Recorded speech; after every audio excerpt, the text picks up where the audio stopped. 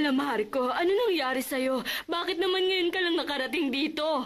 Kung sana nandito ka na kahapon.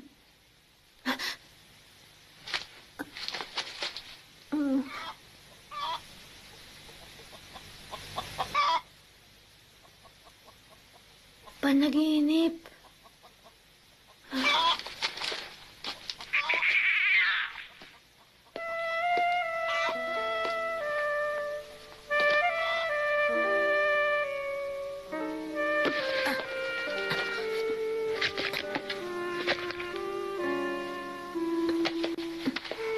Tara na, medyo.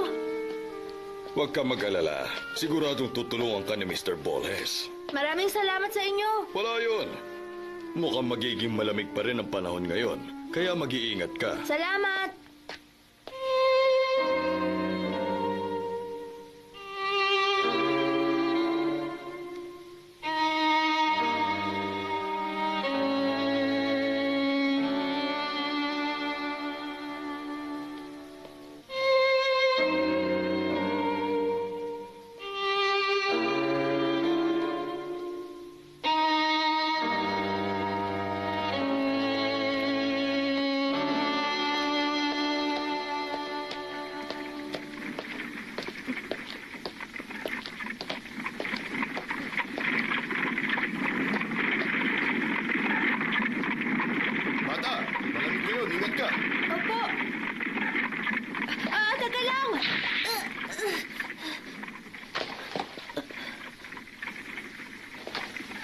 Naku, lalong lumalayo sira nito.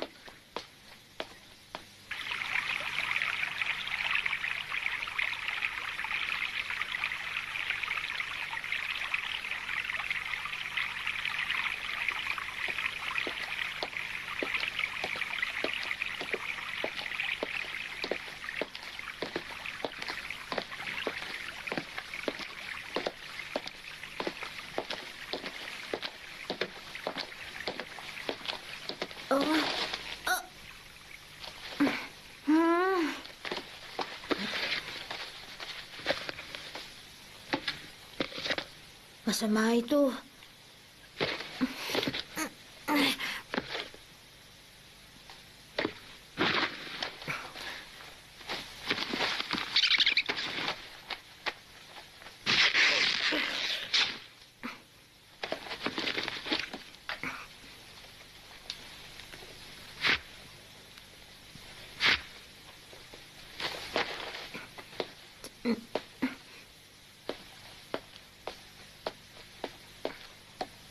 Sa tingin ko, pwede na to. Tara na, medyo.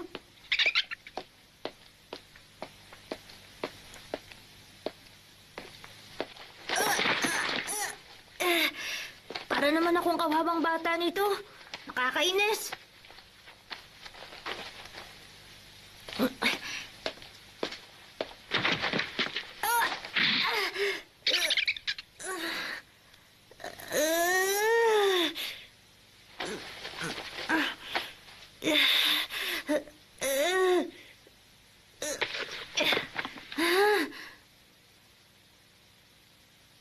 Nagdudugo. Hindi na ako magsasapatos. Bakit kasi dito pa sa lugar na to?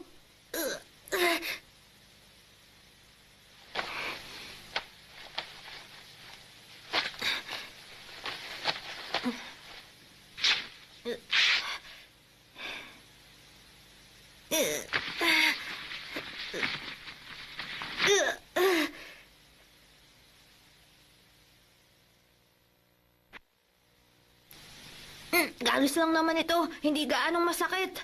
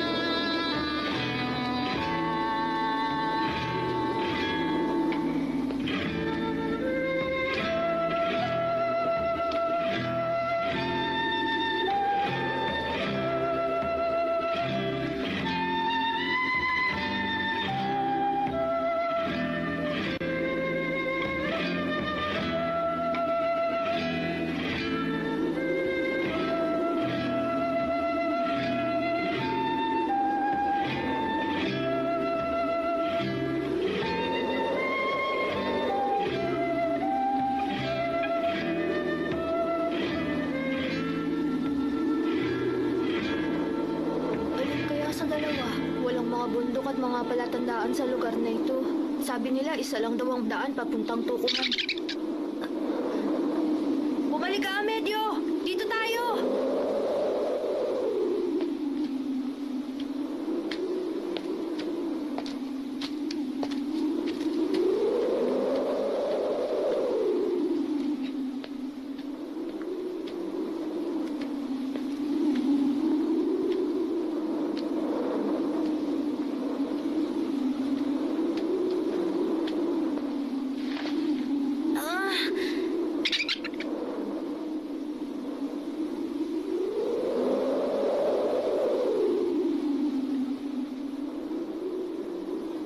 Inuman para sa mga kabayo? Sorry, tama ang dinaan ng pinuntahan mo kanina, Amedyo.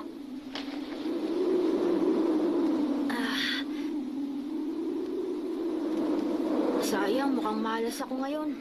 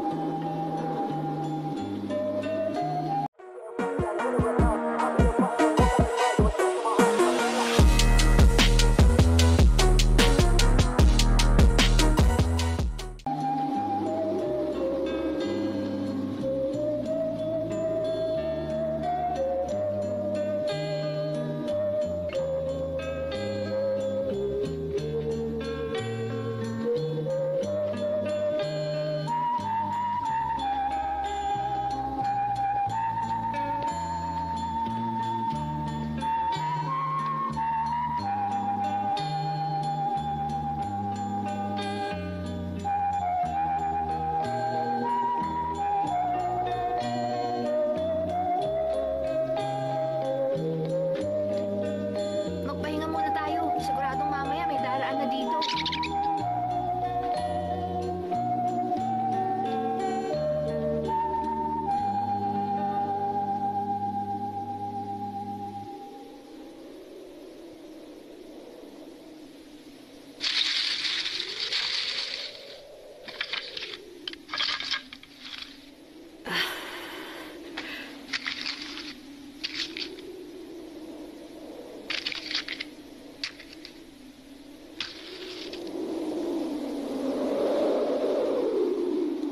Ha?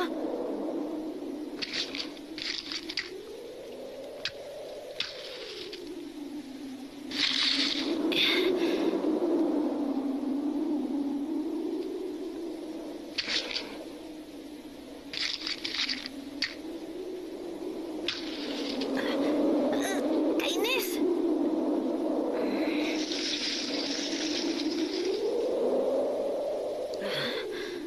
Lalong lumalamig pag hindi gumagalaw. Pero hindi na gaanong masakit ang paa ko ngayon na medyo. Tumigil na ang hangin. Aray!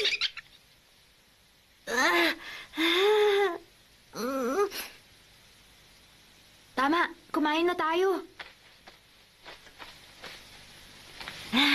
Tirang pagkain to kahapon. Buti na lang may pagkain tayo.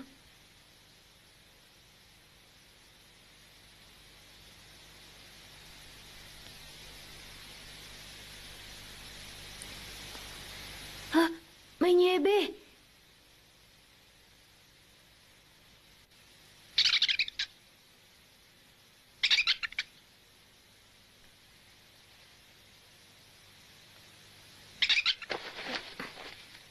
Mahaga pa para magpahinga tayo. Pag nagpatuloy tayo, baka may makasalubong tayong tao. Tara na, Amedyo.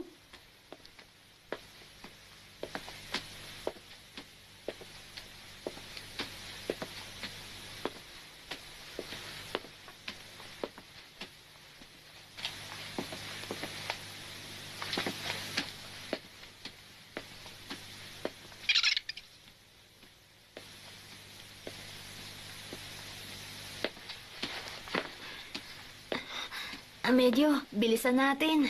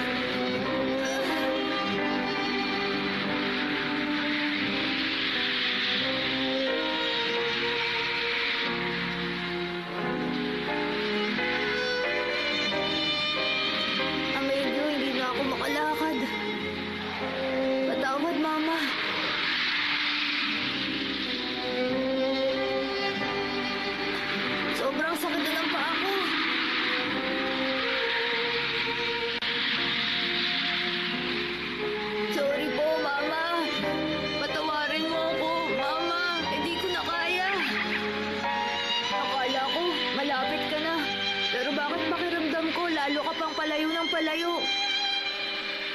Bakit ganun? Mama! Bakit hanggang ngayon hindi ko pa rin magawang makalapit sa iyo, Mama?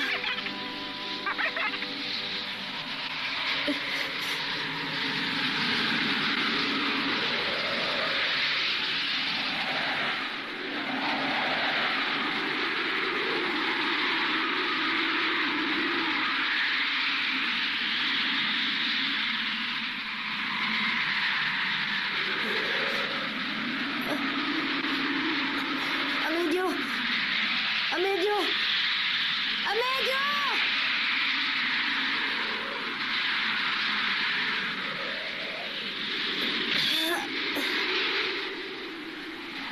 Hindi maaari.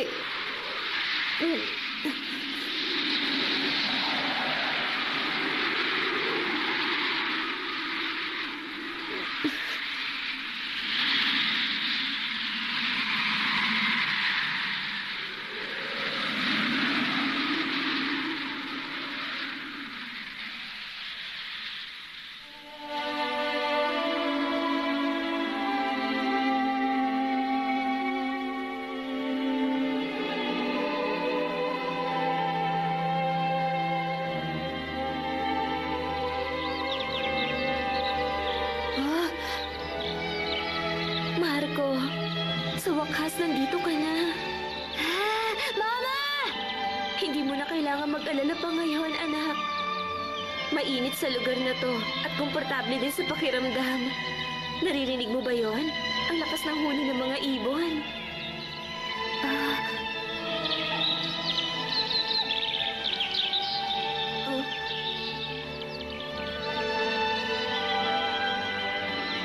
Ito na ang tukuman? Ito na po ba yun?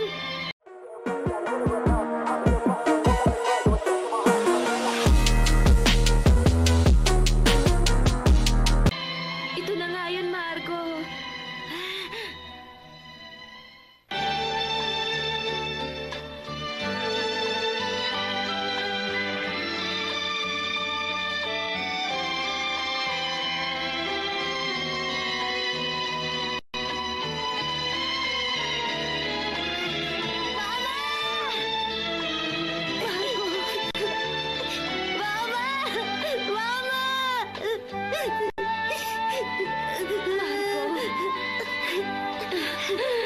Nagkita na rin tayo.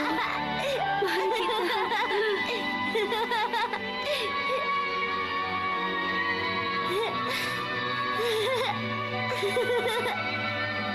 Tara, dito tayo.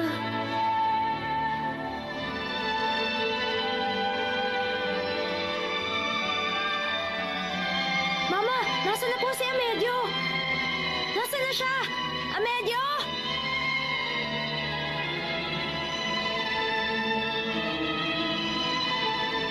Sandali lang, Mama! Mama! Hintayin mo ako, Mama! Mama!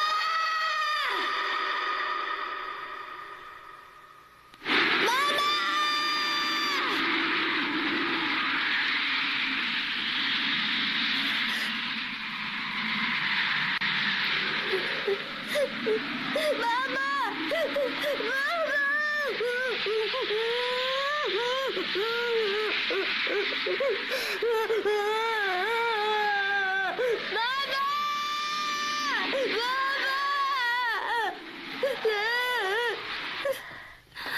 Marco. Marco. Ana, lumaban ka. Gaano katagal na ba siyang ganyan? Ganyan na po siya simula kaninang umaga. Kakaiba. Ibig mo sabihin, maayos pa ang lagay niya nung nakaraan, pero bigla na lang siyang naghina. Kasi, ang totoo po niyan, nung isang buwan pa po lumalang lagay ng kalusugan niya. Sinabi ko po na magpatingin na siya sa doktor pero hindi siya nakinig sa akin. Marco. Yung binabanggit niya po, pangalan niyo ng anak niyong lalaki sa Italia. Pagkatapos ng kalahating taon mula nung umalis kami sa Buenos Aires, nawalan siya ng komunikasyon sa pamilya niya. Yun ang nangyari. Kaya ganyan. Siguradong labis ang pag-aalala niya. Opo. Marco. Dahil dyan, wala pa po siyang kinakain na kahit ano ngayong araw. Pansamantala kong pawawalain ang sakit na nararamdaman niya. Yun lang ang kaya kong gawin sa ngayon para kay Ana. Kakausapin ko si Mr. McInnes tungkol sa paggamot ko sa kanya. Doktor,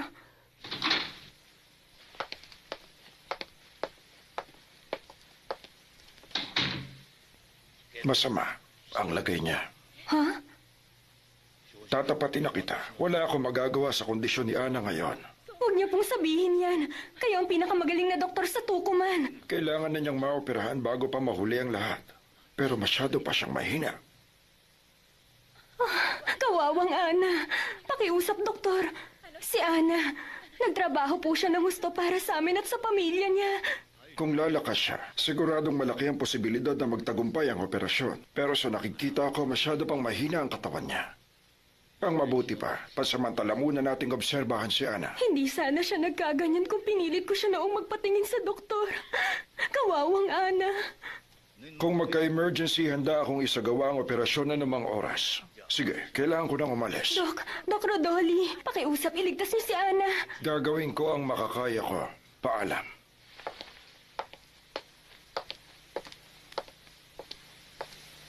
Marco. Marco.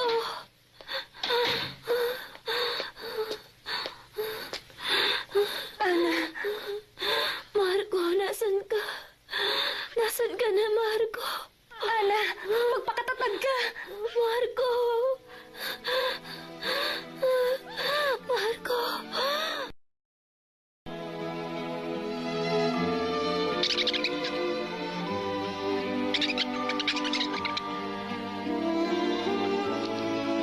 Amelio.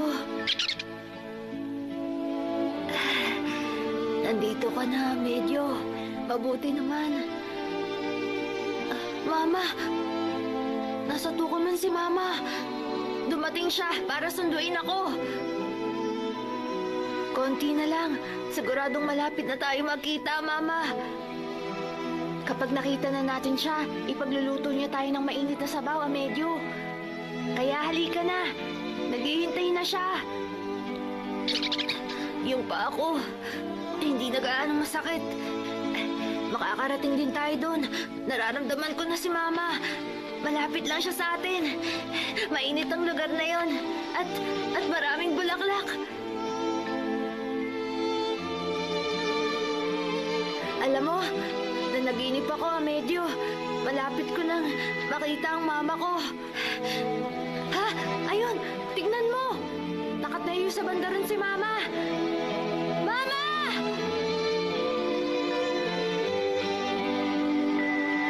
Tignan mo, medyo. Tatakbo na ako papunta kay Mama. Gustong-gusto ko nang yakapin si Mama.